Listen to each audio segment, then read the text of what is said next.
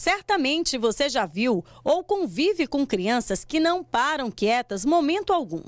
Se não for meramente um agito de criança em fase de crescimento normal, é importante prestar atenção para alguns sinais que possam detectar o chamado transtorno de déficit de atenção ou hiperatividade. Mas é a partir do momento em que a criança vai para a escola que o problema fica mais evidente. A criança não consegue acompanhar a turma, tem dificuldade de prestar atenção no professor, em realizar as tarefas e tem dificuldade de relacionamento. Mas não são apenas esses os sintomas, outros são facilmente percebidos também. A agitação, esfregar as mãos ou pés e balançar objetos são frequentes. Tem facilidade em se distrair e dificuldade em permanecer sentado, realiza atividades perigosas e ainda não aguenta esperar a sua vez em jogo ou tarefa em grupo. Mas atenção, esses são apenas alguns dos sintomas. Existem muitos outros e, na maioria das vezes, parecem não estar relacionados. E sobre esse assunto da hiperatividade, nós conversamos com a Célia Maria, ela que é coordenadora da educação infantil lá da escola Seiprovive. Me fala, Célia, muito bom dia, é um prazer te receber aqui para falar sobre esse assunto. Bom dia também a todos, é um prazer estar aqui, né, fazendo essa parceria com vocês, realmente, porque é um assunto que também nos diz muito a respeito dentro da educação. É, porque imagina, a criançada tá aí, normalmente as crianças já são um pouco agitadas, né? Normalmente as crianças já passam muito tempo correndo e naquela agitação toda. Mas em que momento, Célia, que a gente pode, você que assistiu agora, a gente acabou de abrir aqui essa entrevista com essa matéria que foi exibida, mas a partir de que momento que a gente começa a perceber se essa criança está além do chamado normal? Normal.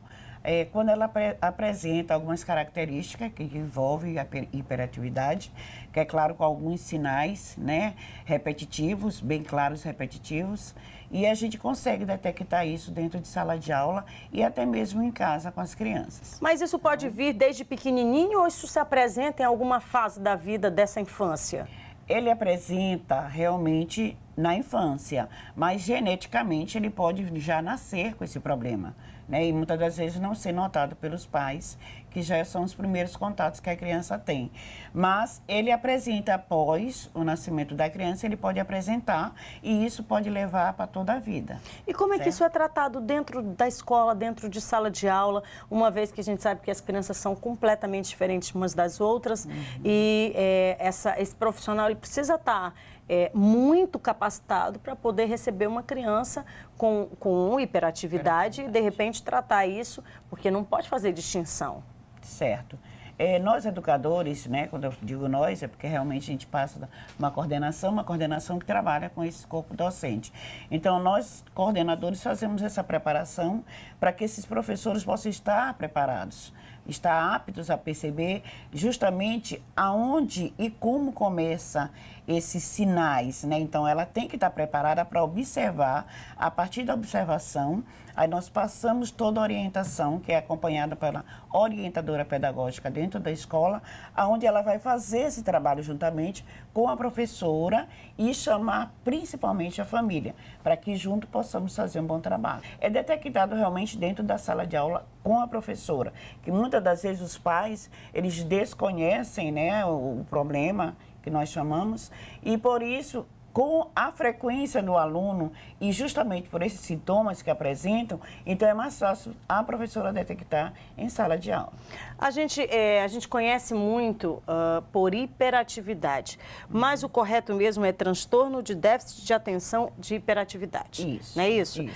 Essa criança é uma criança que, digamos, demora a aprender? Ela tem algum dano com relação ao aprendizado? Tem, porque realmente a hiperatividade, ela causa esses efeitos na criança, onde fica realmente difícil. Por exemplo, nós temos a hiperatividade, atenção, né? Isso, é desatenção. Então, ela tem a desatenção, ela não consegue fazer uma atividade, ela não consegue terminar essa atividade, ela não está capaz de observar a pequenos detalhes que entram na desatenção, certo? Aí vem a hiperatividade por impulsividade, né, do aluno, fica impulsivo, ele não consegue realmente adquirir boas maneiras, por exemplo, sentar, a inquietude que ele fica, né? Manter esse aluno mais tempo sentado é complicado, ele não consegue né? sentar por mais de 5 minutos, ele mexe muito com os pés, as mãos, então aquela inquietude, ele fica inquieto, ou seja, a hiperatividade realmente é uma criança que a gente observa por ele ser muito inquieto. Ele não consegue absorver alguns detalhes que são fundamentais para a pessoa que não tem.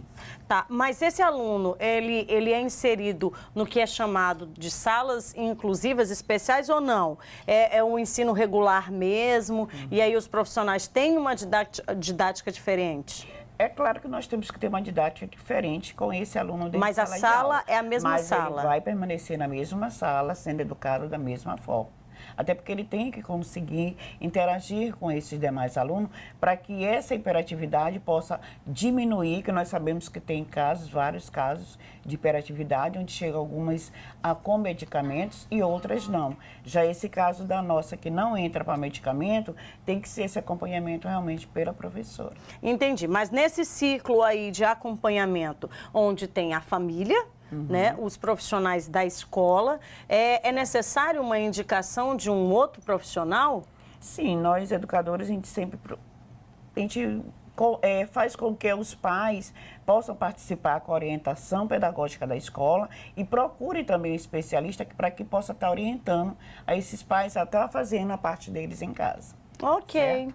Então, você acompanhou aí hoje o nosso programa falando sobre hiperatividade, na verdade, o transtorno de déficit de atenção e hiperatividade, que é necessário, uma vez que a gente tem crianças em casa e muitas vezes confunde com aquela agitação. Então, você prestou atenção em todos os dados e se tiver ainda alguma dúvida, manda pra gente no 8404-2409, que a gente encaminha aí para a escola, encaminha para os profissionais e leva para você o retorno aí dos seus questionamentos. Na semana que vem a gente volta falando, é claro, de mais assuntos pertinentes aí ao convívio e principalmente formação dos nossos pequeninos.